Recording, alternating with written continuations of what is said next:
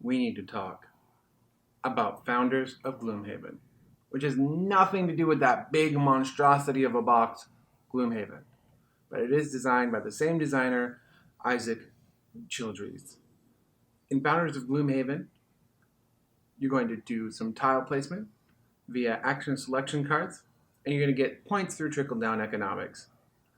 Now, I was kind of excited for this game because tile placement is a really cool mechanic.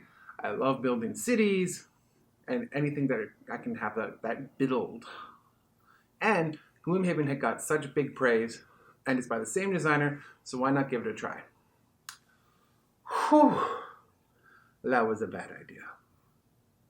3 hours into the game, we only had put 2 buildings on the board that weren't even built, had like 1 resource for each of them delivered, and we just gave up and packed it away. This is largely because the rules for placing the tiles are very clumsy. For some reason, I can't be adjacent to something that I own, but I can be adjacent to something that someone else's owns.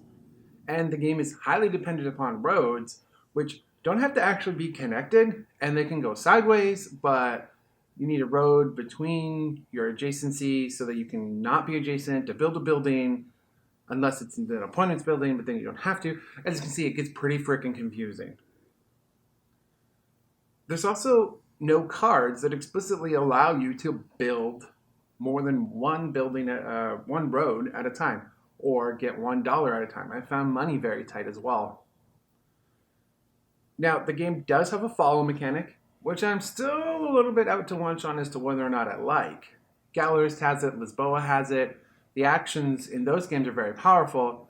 However, in this game, I found that it was cumbersome still because I didn't know whose player was first. I didn't know what action they were actually doing and which actions I was allowed to do because the board is not very colorful and well done so you can actually see what's going on. This game really could have used some longer term development time. It has a lot of potential.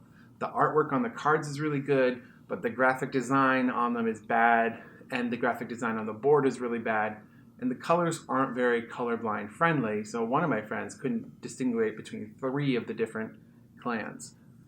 Additionally, with the follow mechanic, when you've upgraded the card, it's very difficult to tell what the person who's going to follow you is allowed to do because it doesn't have any explicit content on it.